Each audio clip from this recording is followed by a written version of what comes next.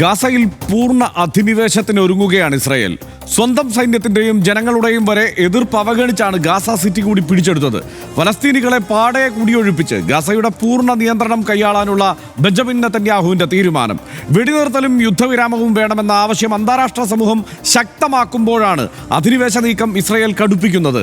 എന്താണ് നെതന്യാഹുവിന്റെ പ്ലാൻ? ഗാസയിൽ രക്തച്ചൊരിച്ചിലിന് അവസാനമുണ്ടാവുകില്ലേ? ആദ്യം RDX. ഗാസയുടെ നിയന്ത്രണം പരിപൂർണമായും ഏറ്റെടുക്കുകയെന്ന ലക്ഷ്യത്തോടെ ഇസ്രായേൽ പ്രധാനമന്ത്രി ബെഞ്ചമിൻ നെതന്യാഹു ദീർഘകാലമായി മുന്നോട്ട് വയ്ക്കുന്ന പദ്ധതികൾക്കാണ് ഇപ്പോൾ സുരക്ഷാ ക്യാബിനറ്റിന്റെ അംഗീകാരം ലഭിച്ചത്. ഒന്നിലധികം ഘട്ടങ്ങളിലൂടെ ഗാസ നഗരം ഏറ്റെടുക്കൽ പ്രക്രിയ പൂർത്തിയാക്കുമെന്ന് നെതന്യാഹുവിന്റെ ഓഫീസ് അറിയിച്ചു. അതായത് എല്ലാ അർത്ഥത്തിലും സമ്പൂർണ്ണ അധിനിവേശം തന്നെ. ഗാസ നഗരം പൂർണ്ണമായും ഒഴിപ്പിക്കാനാണ് ആദ്യഘട്ടത്തിൽ ലക്ഷ്യമിടുന്നത്.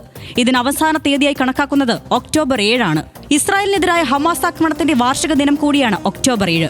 ഗാസ സിറ്റി പിടിച്ചെടുക്കാനുള്ള ശ്രമം ബന്ദികളുടെ ജീവന് ഭീഷണിയാകുമെന്ന ഇസ്രായേൽ പ്രതിരോധ സേനയുടെ മുന്നറിയിപ്പും എതിർപ്പും തള്ളിയാണ് സുരക്ഷാ ക്യാബിനറ്റിന്റെ അനുമതി. ഗാസയ്ക്കെതിരായ ശക്തമായ നീക്കങ്ങളിൽ നിന്ന് ഇസ്രായേൽ അയയണമെന്നാവശ്യം ബന്ദികളുടെ കുടുംബങ്ങൾ മുന്നോട്ട് വയ്ക്കുന്നുണ്ട്. ഇതും നെതന്യാഹു ഭരണകൂടം പരിഗണിച്ചിട്ടില്ല. ഫ്രാൻസും ബ്രിട്ടനും അടക്കമുള്ള രാജ്യങ്ങൾ ഗാസയ്ക്കെതിരായ നീക്കങ്ങളിൽ നിന്ന് ഇസ്രായേൽ പിന്മാറണമെന്ന ആവശ്യം ശക്തമായി ഉന്നയിച്ചുകൊണ്ടിരിക്കുകയാണ് നെതന്യാഹുവിന്റെ പുതിയ നീക്കം. പലസ്തീനെ രാഷ്ട്രമായി അംഗീകരിക്കുമെന്ന് ഈ രാജ്യങ്ങൾ വ്യക്തമാക്കിയിരുന്നു. അതോടെയാണ് നെതന്യാഹുവിന്റെ തിരക്കിട്ട നീക്കം. RDX news Malayalam.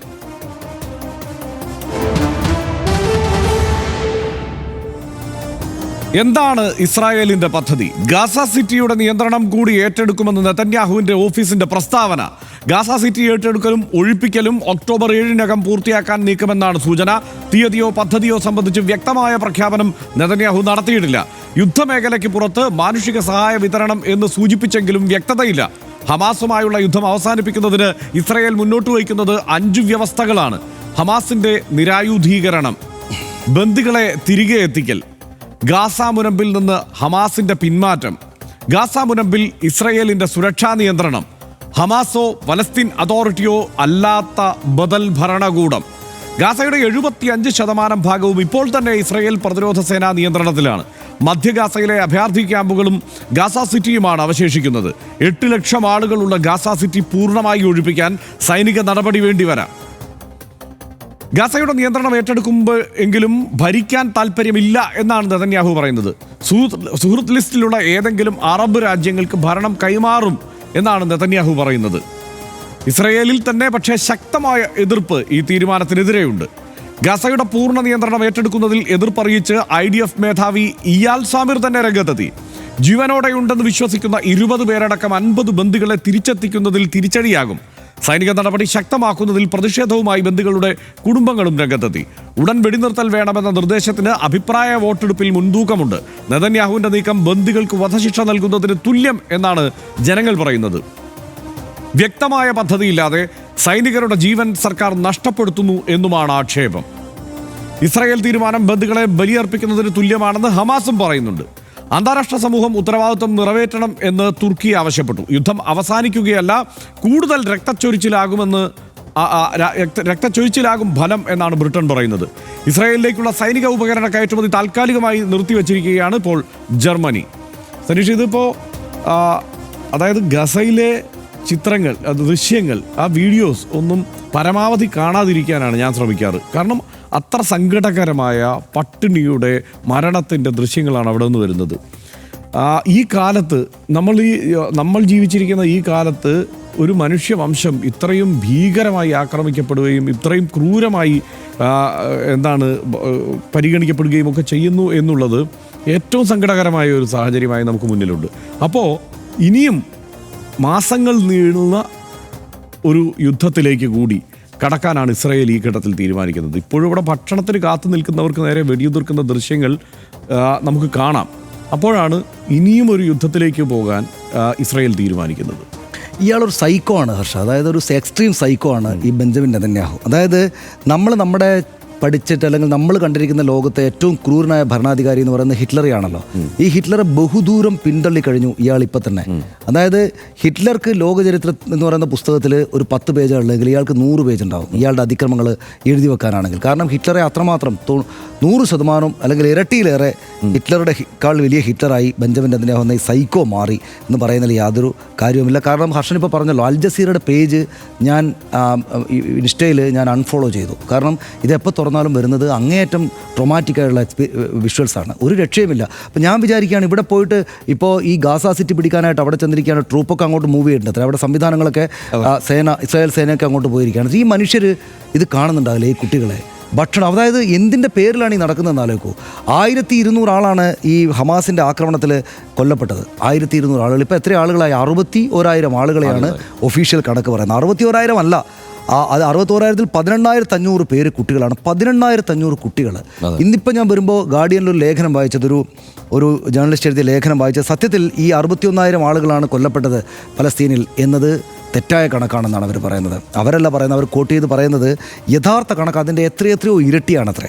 അതായത് 1,86,000 പേര് കൊല്ലപ്പെട്ടിട്ടുണ്ട് എന്നാണ് ലാൻസെറ്റ് മെഡിക്കൽ ജേണൽ പറയുന്നത്. ഒരു ലേഖനം അവരുടെ ഒരു പഠനം നടത്തിയിട്ട് പറയുന്നതെന്നാണ്. അതായത് ഈ നമ്മൾ 61,000 പേര് കൊല്ലപ്പെട്ടു, അതിൽ 12,000 പേര് കുട്ടികളാണെന്ന് പറയുന്നത് അവിടെയുള്ള ആശുപത്രി, ഇപ്പോഴും ബാക്കിയുള്ള ആശുപത്രികളിലെ ലിസ്റ്റും അവിടെയുള്ള ബന്ധുക്കളിൽ നിന്ന് ഓൺലൈൻ സർവേ നടത്തിയിട്ട് അവരുടെ ബന്ധുക്കളെ കാണാതായും മരിച്ചതായുള്ള ബന്ധുക്കളുടെ കണക്കുകൾ പറഞ്ഞിട്ടാണ് ഈ പറയുന്ന 61,000 എന്ന നമ്പറിലേക്ക് എത്തിയത്. പക്ഷേ യഥാർത്ഥത്തിലുള്ള കണക്ക് എന്ന് പറഞ്ഞിട്ട് ഈ ലാൻസെറ്റ് മെഡിക്കൽ സർവേ നടത്തിയിരിക്കുന്നത് ഈ പറഞ്ഞ 1,86,000 പേരെന്നാണ്. പക്ഷേ അവിടം കൊണ്ട് നിൽക്കില്ല എന്ന് ഗാർഡിയനിലെ ലേഖക പറയുന്നത്. അതായത് യൂണിവേഴ്സിറ്റി ഓഫ് എഡിൻബർഗിൻ്റെ ഒരു ചെയർ നടത്തിയതിൽ യഥാർത്ഥത്തിൽ 3,35,000 പേരെങ്കിലും മരിച്ചിട്ടുണ്ടാകുമെന്നാണ് കണക്ക് പറയുന്നത്. അത് 2024 ലാസ്റ്റ് വരെയാണ്. 2025 ഈ മാസം വരെ എത്തി. 3,35,000 പേര് എന്ന് പറയുന്നത് അവർ പറയുന്നത് ഈ കെട്ടിടങ്ങൾ മുഴുവൻ തകർന്നു. 97% ആവാസ കേന്ദ്രങ്ങളും തകർത്ത് കഴിഞ്ഞു, വീടുകളും തകർത്ത്. നമുക്ക് ആ വിഷയം കാണാമല്ലോ, തകർന്ന് കിടക്കുകയാണ്. ഇതിൻ്റെ താഴേക്ക് പോയ മനുഷ്യർ എത്രയാണെന്ന് യഥാർത്ഥത്തിൽ കണക്കില്ല എന്നാണ് പറയുന്നത്. അതായത് ബന്ധുക്കൾ ആശുപത്രിയിൽ നിന്ന് കണക്ക് കിട്ടണമെങ്കിൽ അവർ ആശുപത്രിയിൽ എത്തണം, ബന്ധുക്കളിൽ നിന്ന് വിവരം കിട്ടണമെങ്കിൽ ബന്ധുക്കൾ ആരെങ്കിലും ബാക്കിയാകണം. അപ്പോൾ ഇത് നിലംപരിശായി കളഞ്ഞു ഈ സൈക്കോ, ഈ ചങ്ങാതി. എന്നിട്ട് ഈ പറയുന്ന പോലെ എന്നിട്ട് വീണ്ടും എന്താണ് അയാളുടെ ഒന്നും ആലോചിച്ച് നോക്കുക ഹർഷൻ. അതായത് അയാളുടെ വാർദ്ധക്യകാലത്താണ്, 90 വയസ്സുണ്ട്, ഇനി എത്ര കാലമാണ് അയാൾ ജീവിച്ചിരിക്കുക. എന്നിട്ട് ഈ ചെയ്യുന്ന കാര്യം എന്താണ്, എന്തിനു വേണ്ടിയിട്ടാണ് ഈ ചെയ്തുകൊണ്ടിരിക്കുന്നത്? എന്നിട്ട് അത് പിടിച്ചെടുക്കാൻ വേണ്ടി ഇപ്പോഴും അവിടെയുള്ള ആളുകൾ പറയുകയാണെന്ന് വെച്ചാൽ 50 ആളുകൾ 250 ആളുകളെ ഹമാസ് തടവിലാക്കിയതാണ്. 50 ആളുകൾ ഇപ്പോഴും അവരുടെ കസ്റ്റഡിയിലുണ്ട്. അതിൽ 20 ആളെങ്കിലും ജീവനോടെ ഉണ്ടാവുമെന്നാണ് ഈ ബന്ധുക്കൾ വിചാരിക്കുന്നത്. ആ ബന്ധുക്കൾ പറയുകയാണ് എന്ന് വെച്ചാൽ ഈ ഹമാസിൻ്റെ ആക്രമണത്തിൻ്റെ നേരിട്ടുള്ള ഇരകളായിട്ടുള്ള ഈ ബന്ധുക്കൾ പറയുകയാണ്, ബന്ധുക്കളടക്കമുള്ള ആളുകൾ അവിടുത്തെ സർവേകളിൽ പറയുകയാണ്, നിങ്ങൾ ഈ ഹമാസിനോട് ഒരു ഡീൽ ഉണ്ടാക്കിയിട്ട് ഈ പരിപാടി ഒന്ന് നിർത്തിയിട്ട് അവരെ രക്ഷപ്പെടുത്താനുള്ള കാര്യങ്ങൾ ചെയ്യുമെന്ന് പറയുമ്പോൾ ഇയാൾ അതിന് വില്ലിങ് അല്ല. ഇയാൾ അടുത്ത നിലംപരിശാക്കിയിട്ട് ഈ മുഴുവൻ ആളുകളെയും കൊന്നിട്ട് ഈ സംഗതി പിടിച്ചെടുക്കാൻ വേണ്ടി പോവാണ്. അതായത് ലോക ചരിത്രത്തിൽ നമ്മൾ വായിച്ചിട്ടുണ്ട് ചരിത്ര പുസ്തകങ്ങളിൽ ഒരു അധിനിവേശ സേന അങ്ങോട്ട് ചെന്ന് ആ രാജ്യത്ത് അല്ലെങ്കിൽ ഒരു പ്രദേശത്തിലെ ആളുകളെ മുഴുവൻ കൊന്നുകളഞ്ഞിട്ട് അവിടെ അവരുടെ അതിക്രമം നടപ്പാക്കിയിട്ട് കൊന്നും കൊള്ളിവെച്ചിട്ടും ആ ഭൂമി അപ്പാടെ ഇങ്ങോട്ട് പിടിച്ചെടുക്കുന്ന പ്രാകൃത കാലത്തിൽ ഇതൊക്കെ നടന്നിട്ടെന്ന് നമ്മൾ കാണുന്നുണ്ട്. പക്ഷേ ഈ ആധുനിക കാലത്ത് സകലമാന സാങ്കേതിക വിദ്യകളുടെ കാലത്ത് ലോകം മുഴുവൻ ഇങ്ങനെ നോക്കി നിൽക്കുമ്പോഴാണ് ഈ പരിപാടി നടക്കുന്നത്. ഇപ്പോൾ പക്ഷേ ആളുകൾ ഇന്ന് തന്നെ പറഞ്ഞല്ലോ, ബ്രിട്ടൻ നിങ്ങൾ ചെയ്യുന്ന തോന്നിവാസമാണെന്ന് ബ്രിട്ടൻ പറഞ്ഞു, അതായത് അവരോട് പറഞ്ഞു. അപ്പോൾ ഇപ്പോൾ ആളുകൾക്ക് സഹിക്കാൻ പറ്റാത്ത വിധമായിട്ടുണ്ട്. പക്ഷേ എന്നിട്ടും ഈ സൈക്കോ ബെഞ്ചമിൻ നെതന്യാഹു ഈ പരിപാടി നിർത്തുന്നില്ല എന്നതാണ് ദുഃഖകരമായിട്ടുള്ള കാര്യം. രോഷം കൊള്ളുക എന്നല്ലാതെ മറ്റൊന്നും നമുക്ക് ചെയ്യാൻ പറ്റാത്ത സാഹചര്യമാണ്. ഇതിലേറ്റവും ശ്രദ്ധേയമായ കാര്യം ഇപ്പോൾ ഇങ്ങനെ മുമ്പോട്ട് പോവുകയാണ്. എനിക്ക് തോന്നുന്നത് ഈ നെതന്യാഹുവിനെ പരസ്യമായി ഇനി തള്ളിപ്പറയുക ഈ IDF മേധാവി തന്നെ ആയിരിക്കും എന്നാണ് എനിക്ക് തോന്നുന്നത്. കാരണം ഇപ്പോൾ ഇസ്രായേലിൽ നിന്ന് വരുന്ന വിവരങ്ങൾ, അവിടുത്തെ മാധ്യമങ്ങൾ റിപ്പോർട്ട് ചെയ്യുന്നതനുസരിച്ചാണെങ്കിൽ ഈ ഗാസ പിടിച്ചടക്കാനുള്ള പദ്ധതിയുമായി മുന്നോട്ട് പോയാൽ ബന്ധുക്കളുടെ ജീവൻ അപകടത്തിലാവും, അവരെ ഉപദ്രവിക്കില്ലെന്ന് ഉറപ്പ് നൽകാൻ ഒരു മാർഗവുമില്ല, നമ്മുടെ സൈന്യവും ക്ഷീണിതരാണ്, സൈനിക ഉപകരണങ്ങൾക്ക് അറ്റകുറ്റപ്പണി ആവശ്യമാണ്, മാനുഷികവും ശുചിത്വപരവുമായ ആശങ്കകൾ പലസ്തീൻ ജനതയെക്കുറിച്ചുണ്ട് എന്ന് IDF മേധാവി പറയുകയാണ് ഈ യോഗത്തിൽ. അപ്പോൾ അയാൾക്കെതിരെ ആക്രോശിക്കുകയാണ്. ഈ സൈനിക മേധാവിയെ ആക്രോശിച്ചാണ് യുദ്ധത്തിലേക്ക് തള്ളിവിടുന്നത്. ഇപ്പോൾ ഈ പിടിച്ചെടുക്കലിലേക്ക് തള്ളിവിടുന്നതെന്ന് റിപ്പോർട്ട്. ഇതിപ്പോൾ ചിലപ്പോൾ അവർക്ക് അവരുടെ ഇസ്രായേൽ ആയതുകൊണ്ട് ഇസ്രായേലിനെ കുറിച്ച് പല ഗൂഢാലോചനാ സിദ്ധാന്തങ്ങളുമുണ്ട്. അവർ ചിലപ്പോൾ തന്ത്രപരമായി അങ്ങനെയൊക്കെയുള്ള സമീപനം സ്വീകരിക്കുന്നതോ വാർത്തകൾ പുറത്തുവിടുന്നതോ ഒക്കെ ആയിരിക്കാമെന്നൊക്കെ പറയപ്പെടുമ്പോഴും അങ്ങനെ ആ സൈനിക മേധാവി അങ്ങനെ പറഞ്ഞിട്ടുണ്ട് എങ്കിൽ എന്തായിരിക്കും അവിടുത്തെ അവസ്ഥ എന്നാലോചിച്ച് നോക്ക്. അതായത് അന്താരാഷ്ട്ര സമൂഹത്തിൽ പിന്തുണ നഷ്ടമാകുമെന്നടക്കം സൈനിക മേധാവി തന്നെ പറഞ്ഞു കൊടുക്കാൻ ശ്രമിക്കുന്നുണ്ട്. ഈ 10 മണിക്കൂറാണ് ഈ യോഗം നടന്നത്. എന്നിട്ടും അമ്പിനും ബില്ലിനും അടുക്കാൻ ഈ നെതന്യാഹു തയ്യാറായിട്ടില്ല എന്നുള്ളതാണ്. അതായത് അയാൾ വല്ലാതെ ഭയക്കുന്നത് ഇപ്പോൾ ഈ യുദ്ധം അവസാനിച്ചാൽ അയാൾക്ക് ജയിലിലേക്ക് പോകേണ്ടി വരും. ആ നിലയ്ക്കുള്ള സാഹചര്യം അയാൾ അവിടെ ചെയ്തു കൂട്ടിയിട്ടുണ്ട്. അപ്പോൾ അതിലേക്കൊന്നും കാര്യങ്ങൾ എത്തിക്കാതിരിക്കുക, ഇത് ഏറ്റവും വഷളായ ഒരു സ്ഥിതിയിലേക്ക് കാര്യങ്ങളെ എത്തിക്കുക. ഇപ്പോൾ അവർക്ക് ഏറ്റവും കൂടുതൽ ആയുധം കൊടുത്തുകൊണ്ടിരുന്ന രണ്ടാമത്തെ രാജ്യമാണ് ജർമ്മനി. ജർമ്മനി ആയുധം കൊടുക്കുന്നത് നിർത്തി, ഇസ്രായേലിന് ആയുധം കൊടുക്കുന്നത് നിർത്തി. കാരണം ഇത് ഈ പാവപ്പെട്ട ജനങ്ങൾക്ക് നേരെ മാത്രമാണ് നിരന്തരം പ്രയോഗിച്ചുകൊണ്ടിരിക്കുന്നത് എന്നുള്ള സാഹചര്യമുണ്ട്. അപ്പോൾ 25% മാത്രമാണ് ഭൂമി അവിടെ ബാക്കി അവശേഷിക്കുന്നത്. ഇവർ ഈ തിങ്ങി നിൽക്കുന്നത് 25%, ഗാസയുടെ 25% ഭൂപ്രദേശത്ത്. ആലപ്പുഴ പട്ടണത്തിൽ നമ്മൾ പല ആവർത്തി പറഞ്ഞിട്ടുണ്ട്, ആലപ്പുഴ പട്ടണത്തിൻ്റെ വലിപ്പമില്ലാത്ത ഒരു സ്ഥലത്താണ് ഈ 3 ലക്ഷം പേരെ കൊന്നൊടുക്കിയിരിക്കുന്നത്. ഈ കേരളത്തിലൊക്കെ ഇരുന്നിട്ട് ഇസ്രായേലിന് വേണ്ടി കൈയടിക്കുന്ന സാധാരണക്കാരനൊന്ന് ആലോചിക്കണം. ഈ ആലപ്പുഴ പട്ടണത്തിൻ്റെ പകുതിയില്ലാത്ത ഒരു പ്രദേശത്ത് 3 ലക്ഷം ആളുകളെ കൊന്നു തീർത്തിരിക്കുന്നു. എന്നിട്ട് ഇവിടെ ബാക്കിയുള്ളവരെ പട്ടിണിക്കിട്ടിട്ട് അവർ ഭക്ഷണത്തിന് ക്യൂ നിൽക്കുമ്പോൾ വെടിവെച്ച് കൊല്ലുന്നു. ഈ ഭക്ഷണമായി കൊടുക്കുന്നത് ഒരു എന്തോ മാവ് കലക്കിയ വെള്ളം പോലെ ഒരു സംഗതിയാണ്. നമ്മൾ ദൃശ്യങ്ങളിൽ അതിൻ്റെ വിഷ്വൽസ് കാണുമ്പോൾ അത്ര ഭീകരമായ ഒരു അവസ്ഥ കാണും. ഞാൻ പറഞ്ഞില്ലേ, ഇയാൾ തന്നെ ഈ അവിടുത്തെ സൈനിക മേധാവി തന്നെ ഈ സാഹചര്യം പറയുമ്പോൾ അതിനകത്ത് അവിടെ നിന്നുള്ള റിപ്പോർട്ടുകൾ പറയുന്നത് അയാൾ വാദിച്ചു ഈ യോഗത്തിൽ ഇങ്ങനെ ഒരു നടപടിയുമായി മുന്നോട്ട് പോകരുതെന്ന്. പക്ഷേ ഈ ഇസ്രായേലിൻ്റെ പദ്ധതിയെക്കുറിച്ച് 10 മണിക്കൂർ നീണ്ട യോഗത്തിൽ സുരക്ഷാ ക്യാബിനറ്റ് അംഗങ്ങൾ രാജ്യത്തിൻ്റെ സൈനിക മേധാവിയോട് ആക്രോശിച്ചു എന്ന് തന്നെയാണ് അവിടെ നിന്നുള്ള മാധ്യമങ്ങൾ റിപ്പോർട്ട് ചെയ്യുന്നത്.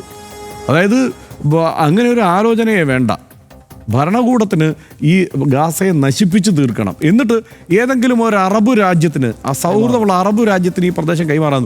ഏത് അറബ് രാജ്യത്തിന്? ഇതിനകത്തൊരു പ്രശ്നമുണ്ട്. ചരിത്രപരമായി തന്നെ ഈ അറബ് രാജ്യങ്ങളും ഈ പലസ്തീനികളും തമ്മിൽ അത്ര ഐക്യത്തിലൊന്നുമല്ല. മാത്രമല്ല, ഈ പലസ്തീൻ കൈമാറുമ്പോൾ പോലും ഈ അറബ് രാജ്യങ്ങൾക്ക് വലിയ പ്രശ്നമില്ലായിരുന്നു എന്നുള്ള സാഹചര്യമുണ്ട്. അപ്പോൾ അങ്ങനെയുള്ള അല്ലെങ്കിൽ ഇസ്രായേൽ ആ പ്രദേശത്ത് വന്ന് കേന്ദ്രീകരിക്കുമ്പോൾ പോലും അറബ് രാജ്യങ്ങൾക്ക് ഈ പറയുന്ന പ്രശ്നങ്ങളൊന്നും ഇല്ലായിരുന്നു. അവർ ഈ പലസ്തീനികളുമായി സാംസ്കാരികമായി ആ നിലയ്ക്ക് അടുത്ത് നിൽക്കുന്ന ഒരു ജനതയല്ല. അവർക്കങ്ങ് കൈമാറിയേക്കാവുന്ന ഒരു വലിയ ജനതയെ അങ്ങനെ കൈമാറുന്ന തരത്തിൽ ആണ് ഇപ്പോൾ ഇവിടെ ആലോചന പോകുന്നത്. ഇനി സെപ്റ്റംബർ വരെ സെപ്റ്റംബർ അവസാനം വരെ ഇതിനുള്ള ശ്രമമാണത്രേ ഈ പ്രദേശം പിടിച്ചെടുക്കുന്നത്. സൈന്യം പറഞ്ഞിരിക്കുന്നത് 6 മാസം വരെ എടുക്കുമെന്നാണ്. ആ നീക്കത്തിലേക്ക് കടക്കുന്നു. ഒരു തരത്തിലും മനുഷ്യരാശിക്ക് അംഗീകരിക്കാൻ കഴിയുന്ന കാര്യമല്ല ബെഞ്ചമിൻ നെതന്യാഹു ഒപ്പിക്കുന്നത്. 10 മണിക്കൂർ നീണ്ടുനിന്ന ഇസ്രായേൽ സുരക്ഷാ ക്യാബിനറ്റ് യോഗത്തിൽ സൈനിക മേധാവിയും മന്ത്രിമാരും തമ്മിൽ രൂക്ഷമായ വാഗ്വാദമാണ് ഉണ്ടായെന്നൊക്കെ പറഞ്ഞല്ലോ. പക്ഷേ സകല എതിർപ്പും അവഗണിച്ച് ഗാസ സിറ്റിയുടെ നിയന്ത്രണം പിടിച്ചെടുക്കാനുള്ള തീരുമാനം ആ യോഗം കൈക്കൊണ്ടു. ബന്ദികളാക്കപ്പെട്ട സ്വന്തം ജനതയുടെ ജീവന് പോലും വില കൽപ്പിക്കാതെ നെതന്യാഹു ആ തീരുമാനമെടുത്തതിന് പിന്നിലെ താല്പര്യം തീർത്തും രാഷ്ട്രീയമാണ്. തീവ്ര വലതു പാർട്ടികളുടെ പിന്തുണയിലാണ് നെതന്യാഹുവിൻ്റെ ഭരണം. ഗാസ പിടിച്ചെടുത്തില്ലെങ്കിൽ, അവിടെ വംശഹത്യ നടപ്പാക്കിയില്ലെങ്കിൽ ആ പിന്തുണ നഷ്ടപ്പെടും, ഭരണം നഷ്ടപ്പെടും. നിർദാക്ഷിണ്യം ഗാസയെ കൊല്ലുക എന്നതാണ് രാഷ്ട്രീയ നിലനിൽപ്പിന് നെതന്യാഹു കണ്ട പോംവഴി. പ്രതികാരമാണ് അയാളുടെ പ്രത്യയശാസ്ത്രം, രക്തം ചിന്തലാണ് അതിൻ്റെ പ്രയോഗശാസ്ത്രം.